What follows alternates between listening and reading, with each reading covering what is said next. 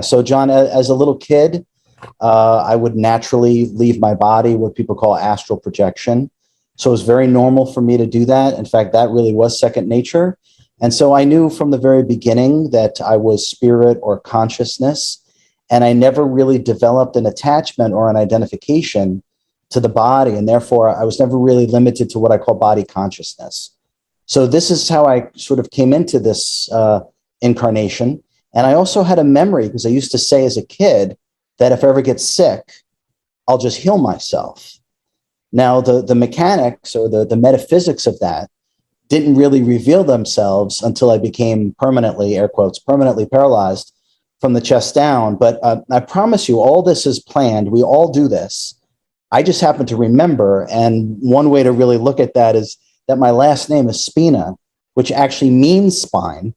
And so this challenge I gave myself in order to force myself to wake up. And really, all of these memories of the metaphysics of self-healing and self-realization or enlightenment came back to me upon awakening from emergency surgery, which was about, believe it or not, now it's about 6 years ago. Wow. That's a heck of a transformation. And you know what? I've got a patient that was born horribly deformed, half her brain, hemicephalic, didn't form. And her mom took her to a psychic. And the psychic said, "Why did you choose to be born in a body that's so deformed?" She said it was easier to transfer into the spirit world.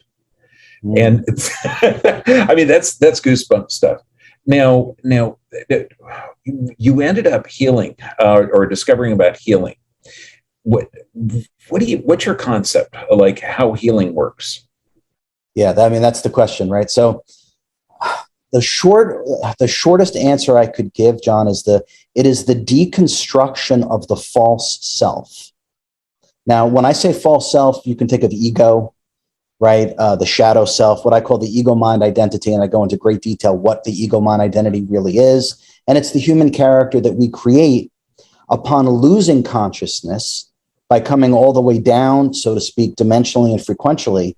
And then when we get here, we're essentially deaf, dumb, and blind. We don't know who we are, how we got here, what are we supposed to do, how does anything work, right? So instead of knowing or remembering, we use beliefs and we create a story and we create a character based upon identifications with this belief, this role, that role. And so by identifying with everything other than what we really are, which really is pure spirit, and the body is just energy vibrating at a specific wavelength of frequencies. There's no solidity to this, even though I'm having a human experience too, and I understand that it seems solid and physical. It's not. It's just energy. So we create a character that takes us out of alignment of what we really are. And so by identifying with everything outside of ourselves, we've abdicated the control and the responsibility that we have for our own well-being. And part of that well-being is our own health. So as we return to the truth, it is only the truth that heals.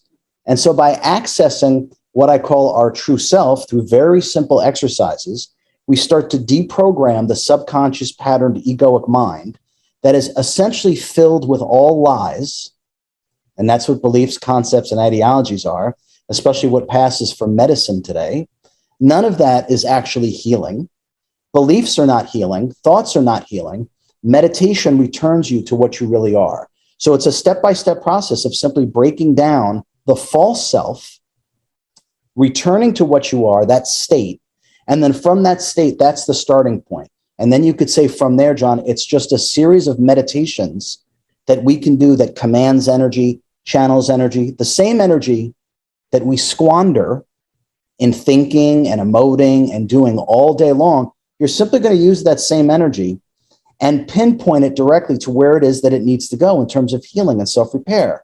And then by accessing higher states of consciousness, you're tapping into higher frequency energy, which is more powerful, more potent. Then you then command that energy and bring that in through your crown chakra and into your body. There are countless testimonials. Everyone who does this, it's immediate and tangible. You feel it. So healing is by return to what is original to you, your true self, which is a supremely high vibration. All the disharmony within your body of energy and your physical body starts to self-repair and heal automatically because that low frequency disharmony can't exist in a high frequency environment. And when you return to what you are, it is the supreme vibration. It is the supreme frequency. And then self-healing and self-repair is immediately online. And then the exercises and the protocols in the book enhance the self-healing and self-repair that our body already has. It increases it by an order of magnitude. And I'm just one example, maybe an extreme example: permanent paralysis, sepsis, hypothyroidism, type 1 diabetes, pancreatitis, thyroiditis. There's even more. I don't even remember anymore.